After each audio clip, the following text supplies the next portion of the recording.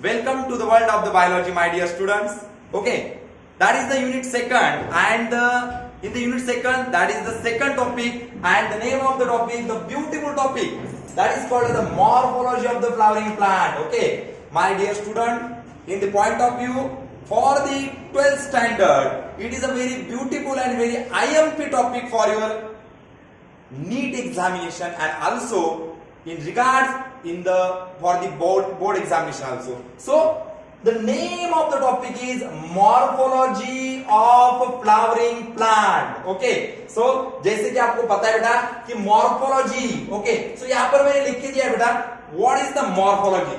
morphology का क्या मतलब होता है? morphology अपने टॉपिक का क्या नाम है? morphology of flowering plant. So we should have to know the meaning of the morphology. So morphology का meaning है बेटा study of external structure is called as morphology.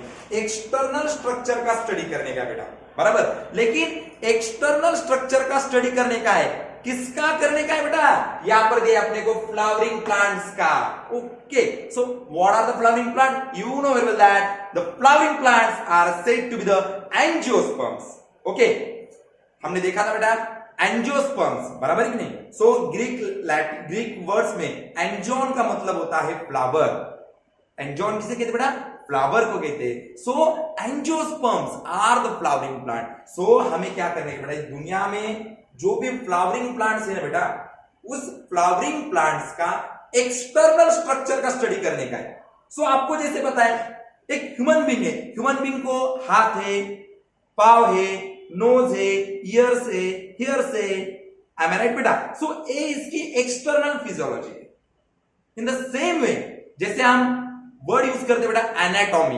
Anatomy का क्या मतलब होता है? इंटरनल स्ट्रक्चर का स्टडी करना. In the same way morphology का क्या मतलब होता है बेटा? एक्सटर्नल स्ट्रक्चर का स्टडी करना बेटा. सो लेकिन यहां पर हमें कोई भी ह्यूमन का एक्सटर्नल स्ट्रक्चर का स्टडी नहीं करना बेटा, हमें स्टडी करना है प्लांट्स का, और वो भी जिम्नोस्पर्म नहीं बेटा, टेरिडोफाइटा नहीं. तो हमें ये जो है फ्लावरिंग प्लांट्स, ओके, और हमें पता है ये जो फ्लावरिंग प्लांट्स है ना बेटा, इन्हें हम कहते हैं angiosperm. Angiosperm, okay, Mane angiosperm Mane दूसरा तीसरा कोई नहीं, बोले तो वो है फ्लावरिंग प्लांट, बराबर है. जिन पौधों को फूल आते हैं, बराबर, जिन पौधों को फूल आते हैं उन्हें हम कहते हैं angiosperms. That is called the flowering plant. और इन फ्लावरिंग प्लांट्स की हमें मॉर्फोलॉजी का स्टडी करना है बेटा. तो मॉर्फोलॉजी का मीनिंग क्या बोला मैंने? एक्सटर्नल स्ट्रक्चर का स्टडी करना बेटा. एक्सटर्नल स्ट्रक्चर का स्टडी करना हे बहुत ही इंपॉर्टंट आहे बेटा. सो अगर प्लांट वनस्पतींना बघितलं जर आपण, तर वनस्पतींना आपल्याला सगळ्यात महत्वाचं ऑर्गन रूट दिसतं, बरोबर आहे की नाही? जमिनीच्या खाली असतं. It is the underground part of the plant, that is called as the root, बरोबर आहे की नाही? जेव्हा आपण एखादी वनस्पती बघतो तेव्हा त्या वनस्पतींची मुळे अर्थातच रूट हे जमिनीच्या आतील भागामध्ये असतात आणि त्यांना आपण मुळं असं म्हणतो. अर्थातच त्या ठिकाणी आपण त्यांना रूट म्हणतो. बाळांनो, जसं तुम्हाला माहितीये रूट वनस्पतींना जे मुळे असतात हे काय काम करतात बरं?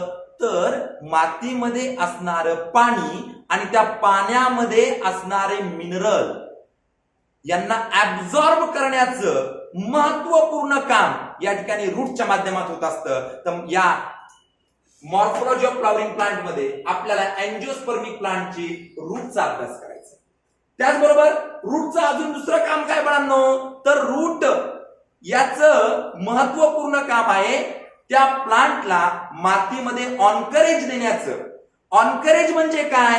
तर त्या प्लांटला मातीमध्ये सपोर्ट देण्याचं अतिशय महत्वाचं काम जर कोण करत असेल तर ते त्या ठिकाणी होतं या रूटच्या माध्यमातून. त्याचबरोबर जर आपण विचार करतोय रूट झाल्याच्या नंतर आपण स्टेमचा अभ्यास करू, बरोबर की नाही? सो स्टेम म्हणजे काय बाळांनो? आपल्याला माहितीये ज्या स्टेम्स असतात यांना वेगवेगळ्या प्रकारचे फ्लावर या ठिकाणी येत असतात, बरोबर की नाही? त्यानंतर याच मॉर्फोलॉजी मध्ये आपल्याला एंजियोस्पर्मिक प्लांट यांचं काय करायचंय? लीफचा अभ्यास करायचा आहे, बरोबर की नाही? तुम्हाला माहितीये leaf is one of the important structure for the plant for being the photosynthesis. And you know very well that in the chapter in the physiology of the plant, you know the very well definition for the photosynthesis, which is the intracellular anabolic process in which glucose is synthesized by using simple inorganic substances like CO2 and water with the release of oxygen. So we can say that that is very important process which is carried out with the help of the leaf. So arrangement of the leaf, I repeat, यहाँ पर एक word दिया बेटा phyllotaxy. क्या meaning है इस phyllotaxy word का? ध्यान से देखो बेटा, phyllotaxy का क्या मतलब होता है? जो भी लीव्स रहते हैं ना बेटा प्लांट्स को, लीव्स माने लीफ, ये जो लीव्स है ना बेटा प्लांट्स को, इनकी अरेंजमेंट रहती है बेटा, अरेंजमेंट. स्टेम के ऊपर लीव्स की अरेंजमेंट, मैं फिर से दोहराता हूं बेटा, लीव्स की अरेंजमेंट, स्टेम के ऊपर लीव्स की जो अरेंजमेंट रहती है उस अरेंजमेंट को हम कहते हैं phyllotaxy. So recall the definition of the phyllotaxy. What is phyllotaxy? The arrangement of leaf on the stem is called as phyllotaxy. So what is the next point in the morphology of the flowering plant? That is called as the angiosperm. That is the inflorescence. बेटा ये बहुत ही important बेटा, inflorescence क्या बेटा? Inflorescence जैसे हमने अभी कहा, लीव्स की जो अरेंजमेंट स्टेम के ऊपर होती है उसे हम कहते हैं फाइलोटैक्सी. उसी तरह से फ्लावर की जो अरेंजमेंट स्टेम के ऊपर होती है उसे हम कहते हैं inflorescence. That is very important point in the morphology of the flowering plant, and the so beautiful point in the morphology of the flowering plant is the flower.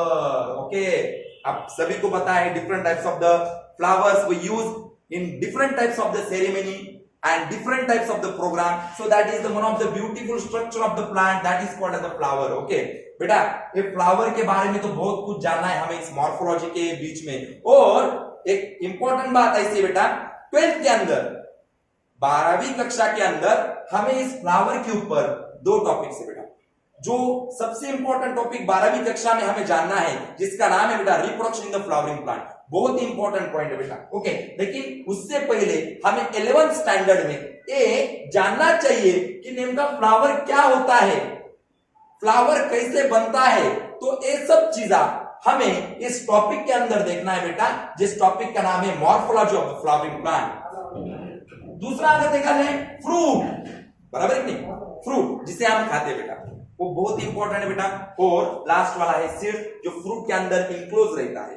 So root रहा, stem रहा, leaf रहा, phyllotaxy है, inflorescence है, flower है, fruit है, seed है, ये सभी चीजा हमें जिस टॉपिक के अंदर देखना है उस टॉपिक का नाम है बेटा morphology of the flowering plant. So इन सब चीजों का एक्सटर्नल स्ट्रक्चर का स्टडी, इन सब चीजों का एक्सटर्नल स्ट्रक्चर का स्टडी हमें इस टॉपिक के अंदर करना है. इसीलिए इस टॉपिक को नाम दिया गया है morphology of the flowering plant. Okay, so now my dear students, जिस तरह से मैंने अभी यहां पर आपको सीक्वेंस दिया है, तो पहला नाम आता है बेटा रूट का, रूट, बराबर बेटा. तो क्या है रूट? मैंने आपको पहले बोला, the underground modification is called as root. मैंने आपको बोला पहले बेटा, सॉइल के अंदर जो वाटर और जो मिनरल्स प्रेजेंट रहते हैं, सॉइल के अंदर जो वाटर और मिनरल्स प्रेजेंट रहते हैं, उनको खींच के प्लांट के शूट तक, what is the shoot? Upper plant का बॉडी जो है बेटा, अपर प्लांट का बॉडी, प्लांट का जो ऊपर वाला बॉडी है ना बेटा, रूट क्या करते हैं? सॉइल के अंदर से मिनरल लेते हैं, वाटर लेते हैं, और ये वाटर और ये मिनरल ये प्लांट के शूट तक पहुंचाते हैं. लेकिन इस सॉइल के अंदर का वाटर और मिनरल लेने का इंपॉर्टेंट काम अगर किसका है तो वो है हमारे रूट का, माने प्लांट्स के रूट का, बराबर. तो दूसरी बात मैंने अभी बोली थी बेटा आपको, रूट का दूसरा इंपॉर्टेंट वर्क क्या है बेटा? प्लांट जो है, प्लांट अगर जोर तेजी से अगर हवा बहती गई तो जो प्लांट है वो गिर जाए, लेकिन ऐसा कभी होता नहीं बेटा, क्योंकि जो रूट से बेटा उस प्लांट को बढ़िया तरीके से सपोर्ट देने का काम करते, माने रूट प्रोवाइड ऑनकरेज माने support to the plant body. So these are the two important functions for the root बेटा. सो क्या है रूट जानना चाहते हैं. सो अभी यहां पर मैंने आपको एक डायग्रामेटिक रिप्रेजेंटेशन दिया है बेटा, बराबर. सो ए ऊपर वाला पार्ट है माने ए शूट है बेटा. तो ये जो अंडरग्राउंड है बेटा, अंडरग्राउंड, ओके, ये जो अंडरग्राउंड है बेटा, इस अंडरग्राउंड पार्ट को कहने का रूट. तो ये जो रूट है बेटा, ये जो रूट की मेन बॉडी है बेटा, मेन बॉडी, ये देखिए ये जो मेन बॉडी बेटा, इसे कहने का प्राइमरी रूट. क्या कहने का इसे? Primary root. That is called the primary root. देखो पेन प्लांट की जो मेन एक्सिस है ना, मेन एक्सिस, तो इस मेन एक्सिस को क्या कहने प्राइमरी रूट कहने बेटा. अब इस मेन एक्सिस को माने प्राइमरी को जो आता है बेटा उसे कहने का सेकंडरी रूट. उसे क्या कहने का? Secondary root. ओके, म्हणजे प्रायमरी रूटच्या ज्या ब्रांचेस असतील ना बाळा, परत एकदा सांगतो की प्रायमरी रूट आहे बाळा, त्या प्रायमरी रूटच्या ब्रांचेसला काय म्हणायचं? Secondary root. आता तसंच काय म्हणशाल सेकंडरी ब्रांचेसच्या जी काय सेकंडरी रूटच्या ब्रांचेसला तुम्ही काय म्हणशाल बाळा इथं? याला काय म्हणशाल तुम्ही? Tertiary root. बरोबर आहे की नाही? So we can say that this is the arrangement of the root. बराबर. फिर से एक बार बोलता हूं, हे जे आहे ती मेन ऍक्सिस आहे प्लांट रूटची, त्यामुळे आपण म्हटलं प्रायमरी रूट. प्रायमरी रूटच्या ब्रांचेसला आपण म्हटलं सेकंडरी रूट, आणि सेकंडरी रूटच्या ब्रांचेसला आपण म्हटलं टर्शियरी रूट. बरोबर आहे की नाही? आता जर रूटचं एकदम व्यवस्थित स्ट्रक्चर जे अंडरग्राउंड मॉडिफिकेशन आहे बाळा, बरोबर आहे की नाही, जर व्यवस्थित पद्धतीने बघितलं तर त्याचं एनसीईआरटी मध्ये तुम्हाला दिलेलं आहे एक कंटेंट ज्याचं नाव आहे रिजन ऑफ द रूट. काय नाव बाळा त्याचं? Region of the root. बाळांनो बघा, एक रूटचं रिजन दाखवलेलं तुम्हाला, बरोबर की नाही. याच्यामध्ये रूटचा सगळ्यात खालचा भाग जो जमिनीमध्ये सॉइल मध्ये पेनिट्रेट होतोय त्याचं नाव आहे रूट कॅप. बघा या ठिकाणी दिलेले रूट कॅप, ते बघा या ठिकाणी रूट कॅप. हे जे आहे ना, हे जे स्ट्रक्चर दिसते तुम्हाला हे रूट कॅप आहे बाळा.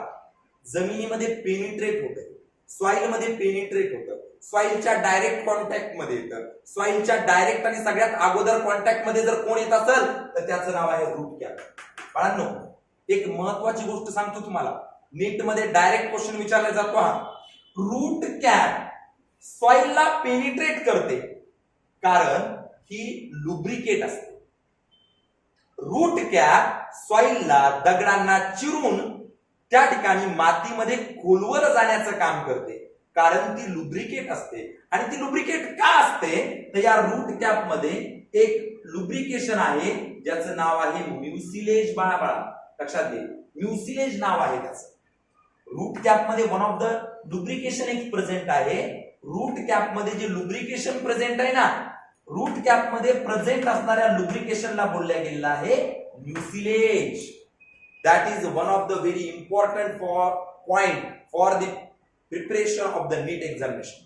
ओके, त्याच्यात थोडस वर जर गेलो बाळा आपण इथं दिले बघा, region of meristematic activity. Region of the meristematic activity. आता बाळांनो मेरिस्टेम काय आहे हे तुम्हाला चांगल्या पद्धतीने माहिती आहे, बरोबर. त्याच्यानंतर हा पॉइंट आहे बाळा त्या ठिकाणी रिजन ऑफ इलॉंगेशन, म्हणजे रूट इलॉंगेट होतं या रिजनला. रूट ज्या रिजनला इलॉंगेट होईल त्याचं नाव आहे रिजन ऑफ इलॉंगेशन. काय नाव त्याचं? Region of the elongation. आणि रिजन ऑफ द इलॉंगेशनच्या वर आहे बाळा रिजन ऑफ मॅच्युरेशन. आणि सगळ्यात महत्वाची गोष्ट, या रिजन ऑफ मॅच्युरेशनला रूटची ग्रोथ होत नाही. There is no type of the growth in the region of maturation. Region of मॅच्युरेशनला रूटची म्हणजे झाडांच्या मुळांची त्या ठिकाणी ग्रोथ आपल्याला आढळून येत नाही. हा महत्वाचा मुद्दा त्या ठिकाणी तुम्हाला एनसीईआरटीच्या पॉइंट ऑफ व्ह्यू त्या ठिकाणी सांगण्यात आलेला आहे.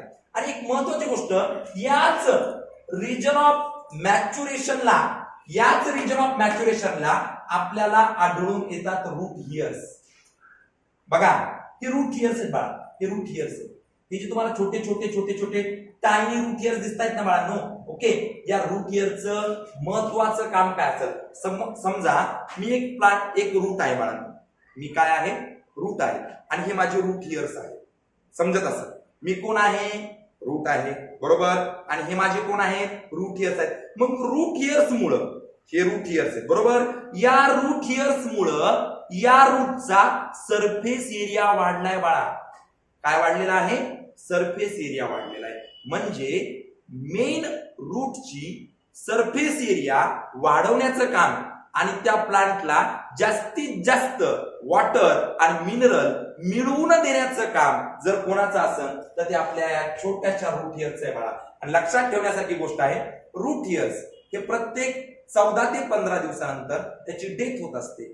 रूट हिअर्सची 14 ते 15 दिवसानंतर डेथ होत असते आणि त्या जागेवर नवीन रूट हिअर्स येत असतात बरोबर की नाही. तर ही महत्वाची डायग्रामॅटिक रिप्रेझेंटेशन एनसीईआरटी मध्ये तुम्हाला दिलेली आहे, जिचं नाव आहे रिजन ऑफ द रूट. आता एक क्वेश्चन त्या ठिकाणी नीट मध्ये विचारला गेलेला आहे बाळांनो, की नेमकं रूटला किती रिजन आहेत बरोबर की नाही.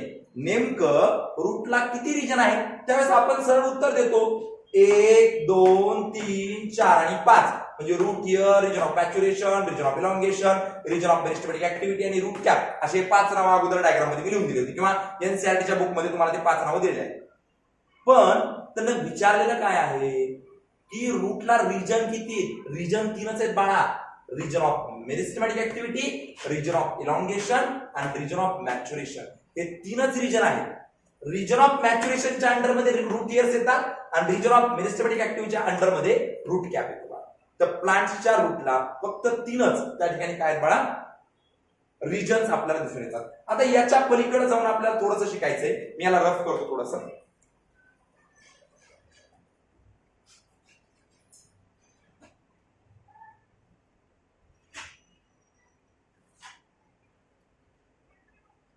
बघा आता रूट म्हटल्याच्या नंतर त्या ठिकाणी रूटचे हे बघा, आता एखादा सीड जर मातीमध्ये जर्मिनेट झालं त्याला वर एक पार्ट जातो आणि खाली एक पार्ट जातो बरोबर की नाही. जो वर पार्ट जातो का त्याला म्हणतो आपण प्ल्युमूल. काय म्हणतो आपण? प्ल्युमूल बरोबर की नाही. म्हणजे शूट वाला पार्ट आहे. आणि जो मातीमध्ये गेलेला पार्ट आहे ना म्हणजे रूट वाला पार्ट त्याला म्हणतो आपण रॅडिकल. काय म्हणतो आपण त्याला बेटा? रॅडिकल. तर एक महत्वाची गोष्ट तुम्हाला सांगतो, प्ल्युमूल पासून शूट बनतं आणि रॅडिकल पासून रूट बनतं. लक्षात ठेवा. One of the beautiful MCQ question for you. Okay, so plumule पासून शूट बनतं आणि रॅडिकल पासून रूट बनतं. रॅडिकल पासून रूट बनतं आणि प्ल्युमूल पासून शूट बनतं. परत एकदा सांगतो, प्ल्युमूल पासून शूट बनतं, रॅडिकल पासून रूट बनतं बरोबर. अशा पद्धतीनं तुम्हाला या ठिकाणी सगळ्यात महत्वाच्या या 2 गोष्टी मी तुम्हाला सांगितलेल्या आहेत. तर आता एक लक्षात घ्या, रूट याचं डिस्टिंग्विश करत असताना त्या ठिकाणी रूटचे 2 टाइप्स दिलेले आहेत. नंबर 1 दिलेला आहे टॅप रूट. नंबर 1 कोणता दिलाय बाळा तुला? Tap root. ओके. आणि नंबर 2 दिलाय adventitious root. Adventitious root. Okay. तर एक लक्षात ठेवण्यासारखी गोष्ट आहे, जे रूट रॅडिकल पासून डेव्हलप झालेत ना बाळा, तुम्हाला या ठिकाणी पहिला मुद्दा लिहायचा आहे. The roots which are developed from the radical, the root which are developed from the radical are called as taproot. Are called as taproot. बरोबर. आणि याच्या अपोजिट मुद्दा या ठिकाणी देतोय तुम्हाला मी. The root which are developed any other part than radical. जे रूट रॅडिकल शिवाय तयार झालेला आहे त्याला म्हणायचं ऍडव्हान्टेशियस रूट. लक्षात येत असेल. दुसरा मुद्दा त्या ठिकाणी तुम्हाला महत्वाचा देतो, टॅपरूट ला दुसरं नाव आहे बाळा ट्रू रूट आणि ऍडव्हान्टेशियस ला दुसरं नाव आहे बाळा फायब्रस रूट. काय नाव आहे बाळा या ठिकाणी? Fibrous root. तर या ठिकाणी अशा पद्धतीनं 2 प्रकारचे रूट तुम्हाला सांगण्यात आलेले आहेत. एक वाला टॅप रूट आणि दुसरा वाला ऍडव्हान्टेशियस रूट.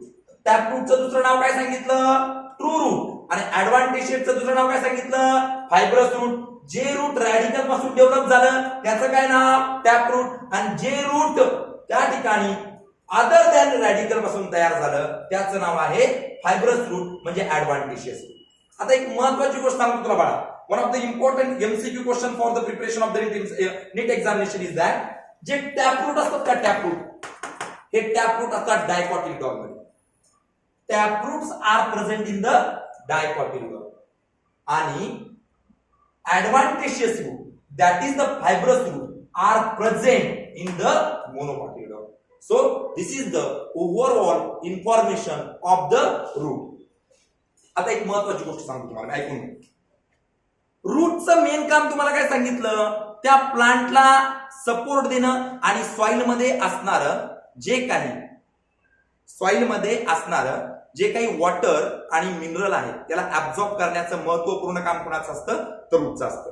जर रूट हे काम सोडून जर अदर काही वर्किंग करत असेल तर त्याला आपण म्हणतो modification of the root. Modification of the root. मग मॉडिफिकेशन ऑफ द रूट मध्ये एक्झाम्पल काय घेतो आपण, prop root, PROP, prop root. आता प्रॉप रूट कुणामध्ये बाळांनो, तुम्हाला चांगल्या पद्धतीने माहिती आहे, बनियान ट्री. बनियान ट्री ज्याला आपण म्हणतो फायकस बेंगालेन्सिस म्हणजे वडाचं झाड. वडाच्या झाडाला त्याच्या फांद्यांना रूट्स येतात, ते ऍडव्हान्टेजेस रूट आहे, बरोबर आहे की नाही. आता लक्षात ठेवा, वडाच्या झाडाला येणाऱ्या त्या पारंब्या ह्या फांदींपासून येतात, रॅडिकल पासून येत नाही, आणि म्हणून ते झालं ऍडव्हान्टेजेस रूट, बरोबर की नाही. आणि म्हणून त्या ठिकाणी ही जी रूट आहे, ही रूट काय काम करतं माहिती तुम्हाला, त्या वडाच्या झाडाला अर्थातच त्या फायकस बेंगालेन्सिस म्हणजे बनियान ट्रीला मेकॅनिकल सपोर्ट देण्याचं काम करतं. म्हणजेच root other than any work करतंय, ते त्याचं झालं मॉडिफिकेशन. दुसरं एक एक्झाम्पल देतो तुम्हाला मी, ज्याचं नाव आहे निमॅटोपोर्स. सुंदरी नावाची वनस्पती ऐकली असेल तुम्ही, सुंदरी. सुंदरी नावाच्या वनस्पतीमध्ये रूट हे जमिनीत जातात आणि जमिनीतून परत वर येतात. कशासाठी, तर रेस्पायरेशन करण्यासाठी. आता मला तुम्ही सांगा बरं, रूटचं स्पेशल काम आहे का रेस्पायरेशन करणं, तरी सुद्धा रूट रेस्पायरेशन करतंय कुणामध्ये, सुंदरीमध्ये. मग त्या रेस्पायरेशन करणाऱ्या रूटला आपण काय म्हणतो, निमॅटोपोर्स असं म्हणतो.